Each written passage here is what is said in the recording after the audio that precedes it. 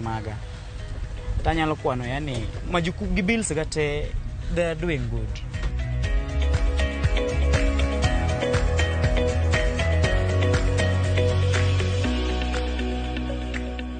Yani sami keep records gigi remind ni steps mise kala winjo like chien kacha na puonjora tich donge sama na puonjora tich dongan gi diary mara mandika gima natimo to gi target mara.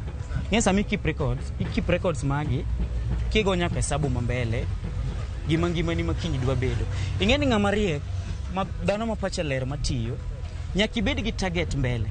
Kikikao hopes maonge ket mbele nyakikao hopes matie iketi winjo ngimani nyaki mi hopes no matter what kao hopes ikete ngimani eka gikibro fuatilia. An advice manyalo miyo ngama chako ohala kata ngat ma dhigo ohala ma oneno ka ohala timo to gini ne ok dhi maber gimanyalo kata ngat mane dala ma pok ochako gimoro to omanyo tich to kone tich gimanyalo miso ngano en ya wuogoko tich nitie lweti okene ene lweti to ene akili mari.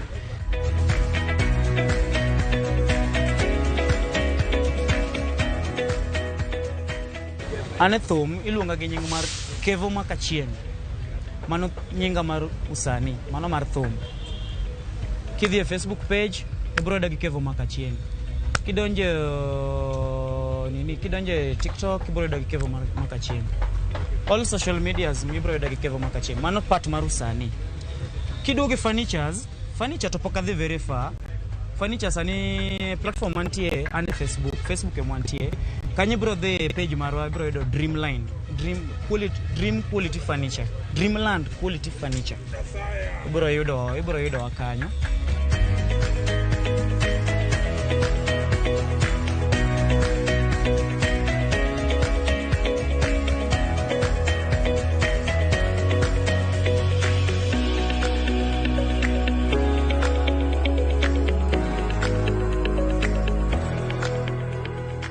Nyakuro Mgajuang kinde manodongo kaka nyako matin masio oro nentiere kod hera mar kwano.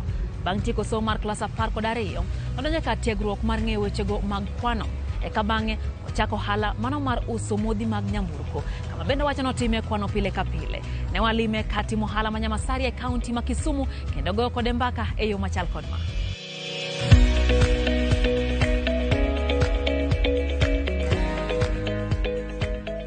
Masioro atimo ohala mar uso mafuta Kisumu County Ohala Nyamasari. Ohala yudre Molem kisekalo stage mar Molem Nairobi Road. Ohala kanyo wa uso mafuta wan gi service mar luoko gari, lubricant be wan go mar timo service mar geche kosechopo mileage gi pancha be waloso. Sani dhi gni adek chakre ne wayao station ni to sesavo ji mathoth Kisumu County kai. Kalure gi somba mar timo kwano naneno ni ohala mar uso petrol ni nyalo konya mondo aendelea to akoni godo anyuolana.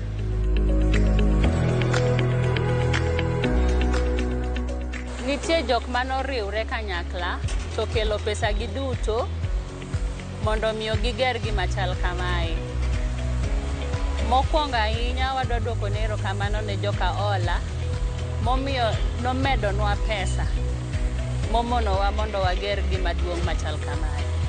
Inyalo kawo loan e bank gima tin ma isekano no to ikete gima chal kamae.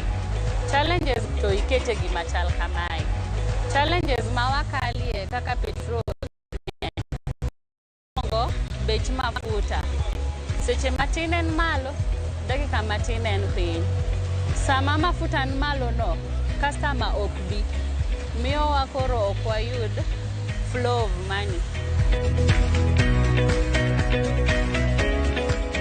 Nyaki bed jakinda nikech station ni enotiyo okinyi gotieno.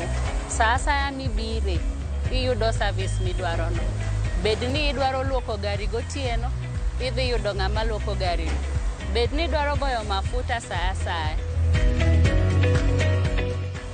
kohala nyaka ibed gi book ma itimo godo recording. Iluongo ni balancing mar accounts. Gokinyi nyaka ikaw stogi sami yepo. Sami loro bende ikaw stogi. Irango ni pesa ma usoni to gi pesa mana nyiewo e stock chal nade. Momiyo dwarore ni ja ohala moro amora obed gi book maketo records ge mondo giko dwe ka dwe ing'eyo ni pesa di miseloso. Ohala ni osemiyo amedo somo, to be okonyo wetega medo sombgi, to rent be konya chulo, to gimoro matin ma wanyalo chamo e gike odiochieng' be ohala ni ema miyo duto te mago timore. Mondo miyo ichako ohala machal kamae onego ibed ng'ama ratiro, nikech kae sama iuse imako pesni madongo madongo. Koro ratiro ni kende mabro miyo iendelea gohala machal kamae. Ohala machal kamae dwaro ni seche duto te in kanyo mondo ine kaka biashara mari endelea. Nikech otieno ji tiyo, odiochieng' bende ji tiyo, to customer be biro sate.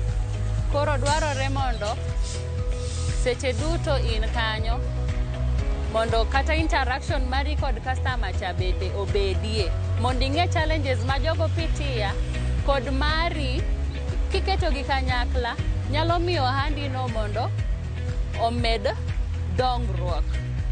E ohala ni sami yawe gokinyi stogi nyaka ikaw ine ni stock marom kamae ema yepo godo kawuono. Godhiambo kar sa 10 sama waloko shift cha, nikech wan watiyo 24 hours ok walor, bende ikaw stogi mondo irang kind gokinyi gi sa 10 iuso pesa di. Pesa miuso no irango pesa mani nyiewo godo stogi ni, to kigole pesa miuso cha idong gadi.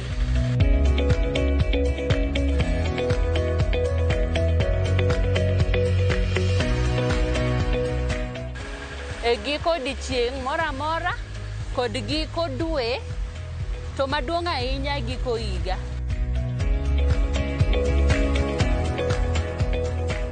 Wakaw yo machuok e chenro ni mar ohala gi mwandu nyakoro Ramogi. Kata kamano ka waduogo wamenyo ni ja ohala wa mar juma. Kik idhi mabor.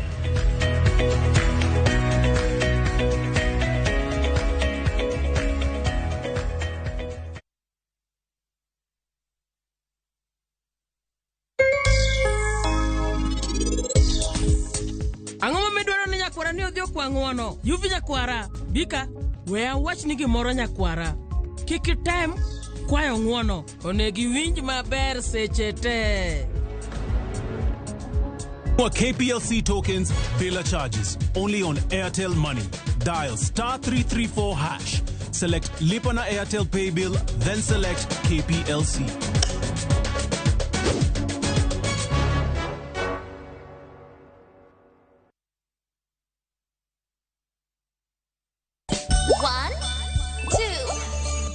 Let your kids enjoy some ABC's shapes, colors, and numbers through a fun-filled animated songs and stories in Baby Hazel Nursery Rhymes. 1, 2, 3, 4, 5. Johnny, Johnny. Yes, Papa. Eating sugar. No, Papa. They get to learn how to sing, to count, and many more lessons to learn. The horn on the bus goes beep, beep, beep, beep, beep, beep. Find all this excitement and awesomeness of Baby Hazel only on Viusasa. Dial *487*1# or visit viusasa.com to renew your subscription.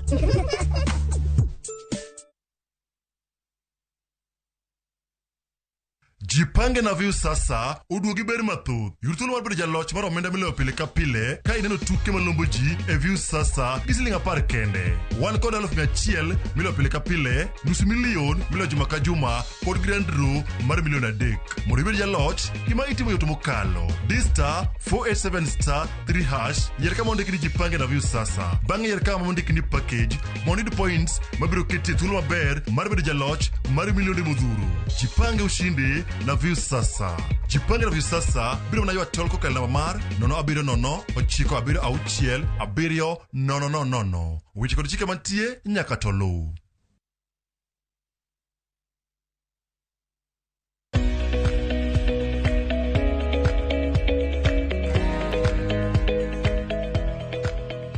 Machiegni kendo nyakoro mga jwang' chendo ni mar ohala gi mwandu. En moro mara nipodi kete mane chendo ni wang' jowi mari mihero mano mar Ramogi TV. E kar dak ma umoja e kaunti ma Nairobi, waromo kod nyaluo matiyo matek e ohande maloso mwandu kotiyo gi chumbe. Ohala mano ochako mana kotiyo ne ng'ato. E sechegi, ohala ni osedongore kendo tiyo gi chopo dwaro mag omenda. Nyakoro mga jwang' Milka Juma en ja ohala wa mar Juma.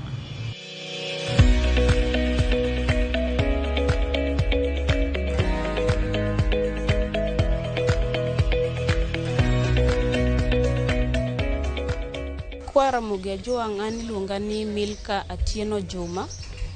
An nyar Karachuonyo kamoro miluongo ni Kauma. Gisani tadak Nairobi ka kamiluongo ni Umoja.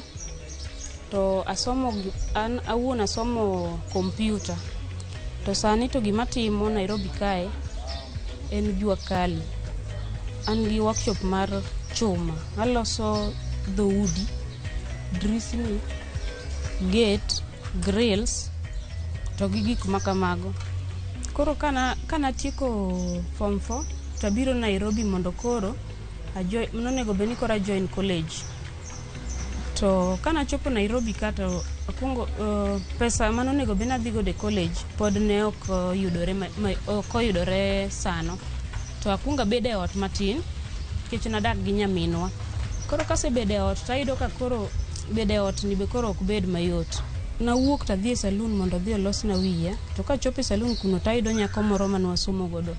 To nyisa ni dong ing'e kompyuta. Nitie osiepo moro outer ring Mtindwa. Dwaro ng'ama nyalo keep ne records e office. En gi workshop mar welding. To en gi funde mang'eny. Koro dwaro ng'ama nyalo mako ne tich. Tanyise ni to kikonekta gi ng'ano mondo adhiyo nikech an sani ok ane ka dhi join college kaka naparo. To nyisa ni sawa, bi kiny mondo ateri ir ng'ano. Kani kiny oromo nabiro mokawa motera ir bwana no Mtindwa. Ka chopo Mtindwa to wuoyo gi bwana cha, tayudo ka en gi workshop maduong'. To funde be en go funde mang'eny, machines 30.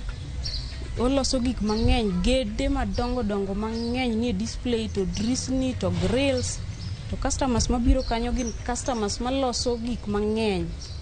To kana chopo to nakuonga book nikech natin koka school ta dala. Tayudo ka koro kae adwa bedo e environment ma chuo lile manikacha. To gin chuo ma mostly ok gin arrogant matin. Koro naparora tawacho ni to koro ka sechopo kata adwa chako yiero tich badhi nyalo tadonjo office to wawuoyo gi bwana cha. To bwana cha orwaka maber monyisa ni in bede office ka keep na records, keep na customers ga busy nikech for now onge knowledge ma in go de tijni. Kana donjo office tabet 3 months ka gather mana knowledge mos. After 3 months ayudo ka koro nanyalo ka customer obiro gi measurements, nanyalo change dimensions, anyalo timo ne customer quotation kaka dot drisa mago nanyalo timo quotations mos ayudo ka koro boss nanyalo ora site nikech nonyisa ni koro kaka in kan taneno ka in first learner. Onge tiende mondo wandik jok mamoko ni funde pod ichulo, sa chulo funde pod ng'achielo chulo nono tich ni tijni bo ti maler. Customer kobiro iwuoyo kode itere, ing'eyo ni ma customer mani ipenje ni ng'a. ikawo buge ing'iyo nikech customer ka customer iyawo ne buk mare kochopo tikawe ikawo buge ing'iyo to idhi kode ir funde oko kachacha nikech buk kanyo ndiko ni fundi mane manigi tijni. Ne en workshop maduong' kabisa. Koro kichopo to en teach the whole day, onge sami yweyo. Bang' ng'eyo kaka tich dhi mase gather knowledge to customers bende ase build godo rapo nikech customer kobiro seche ma ng'ato chako gero ode to iyudo ni ot oger kata first floor owe mondi odonjo od cha kitambo duogi chako dhi mbele by the time ma ot orumo un friends. Koro magi ka nosetimore koro nan gi contacts mag customers mang'eny koro nasebedo gi contacts mag gi. Koro kane romo 2016 January to ndara mar Mtindwa Outer Ring niloso ne koro iyawe obedo maduong' to nikech kama nontiere cha nen kama nwakawo space maduong' sana gika ne ng'eny to nyaka koro nwagol gigo te matini workshop ni daro to boss na obiro to nyisa ni koro mili osebedo higni 7 to koro aneno ka chuna ni nyaka koro agol workshop ni ka an koro chuna na dhi Kitengela kech adwaro yard maduong' to around ka onge kuma nya yude asemanyo kumora mora Kagundo Road ok ayudo space. Tanyise ni koro Kitengela to buro tanga dhiye kech anta dak umoja. Koro mano abro mana weyi mondo idhi adhiya Kitengela an adonga koni to wawere maber kamano.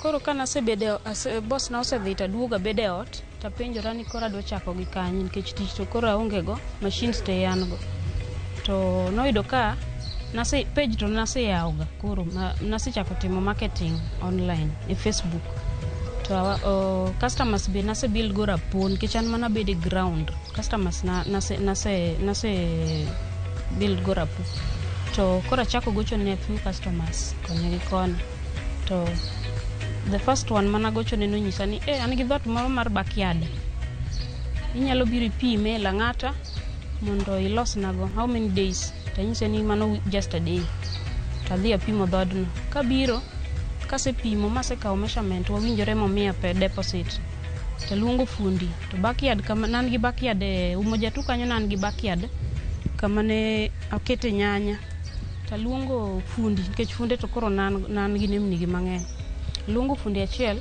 tanyiewo materials to materials alwa iot nyaka backyard kacha to los fundi no loso dhodno maler mowicho rangi kasto akawo dhodno to watero Lang'ata to orwakne customer kadhi mbele gi manyo tich piyo ni to customer moro luonga curtain rods Ruiru adhi apimo alosone customer moro miya gate alose backyard kanyo koro mos kaka nomedo yudo pesa matin to ayawo workshop koro wabire kae kama wantiere ni tema ayawo workshop ni endi to achulo rent to ayudo customer moro oluonga kech koro nasechako customer koro negisechako ng'eyo ni an gi workshop nwa communicate to koro gichako mana biro mos anyiso gini koro an gi kama seketo workshop an gi duka koro gibira mos to gimiya tich to achako sponsor page na e Facebook tatimo marketing tadhi e groups tapost koro ayudo ni koro kujituma ni ema koro nyaka tim mane gima sebedo katimo all along nyaka koro kawuono. Koro gima ayudo higni gi te gi knowledge mase gather all this time bedo gi bolruok gi rito en gima ber nikech seche mibolo rito to okibedo gi tama gi gir ng'ato to Nyasaye yawni yawayo ka in ng'ama kokotieko skul to iyudo ni nitie tich moro minyalo timo kik iyier tich an natimo computer so manan gi bwana cha mane pod ondika cha nadok e college nadhi part time madhi atimo IT science to gisani pok na yudo nyaka natim IT science pok na yudo tich ma tich matimo nyaka kawuono. Koro ayudo ni kare yiero tich ok en gima ber ng'ato nego obedni en flexible inyalo timo gimoro amora miyudo tek ni en tich manyalo kelo nikech seche mibet piny cha mahitaji ng'eny to mahitaji ok dwa ng'eyo ni ng'ani en ng'ama nade. Gin gibiro kata koro en tek kata koro yot. Koro yiero tich ok ber kata kiyudo tij hotel kata en mana mar ywe laru kata en mana mar luoko cho. Bora ni titime passionately kihero tich mitimo to Nyasaye yawo yore ni kendo yudo ka weche dhi adhiya maber mos. Biashara ni kanachake to nachake matin to gisani ayudo ka koro ochulo oduoko profit nikech seche miloso dhot to seche miloso ne customer dhot kata sama iloso drisa to profit kidong godo ting'iyo gino machielo minyalo timo machielo yore mag weche mag ot mag maendeleo mari to iloso to idhi mbele. Ne nyithindo manyiri motieko skul ma nyalo neno ni tich mar jua kali en tich machuo kende matimo. Tich en tich kata yudo mana ni idwaro kamiwiche rangi, kaw brush, rwak overall, wich rangi no mos ikia ni samoro kanyo mane Nyasaye ochano ni idhi gather e knowledge ibiro chopo godo mabor. Wich rangi no, kaw pesa ni dhi ot, luokri maler, tich ok yier.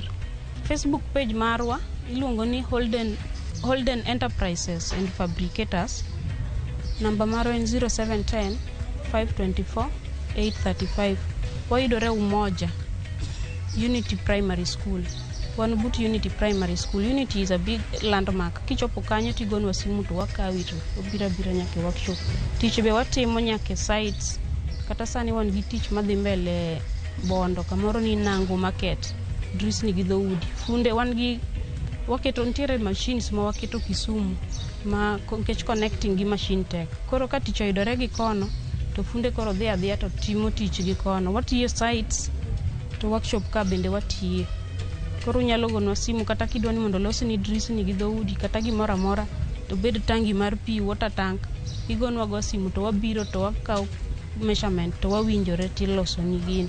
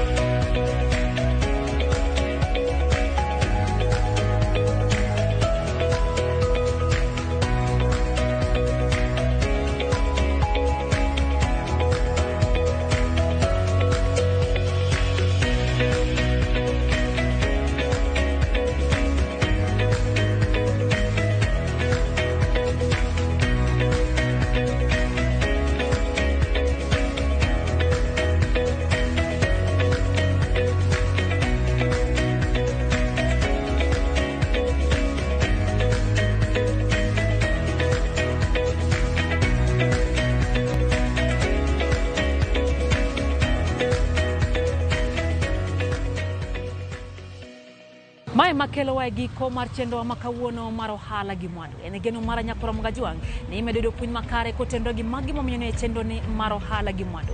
Tudi koda kendo juma manyien e seche makama. Omed goyo mbaka mago makelo dongruok kaka oganda Luo. Oriti masani, nyinga Lydia Oke.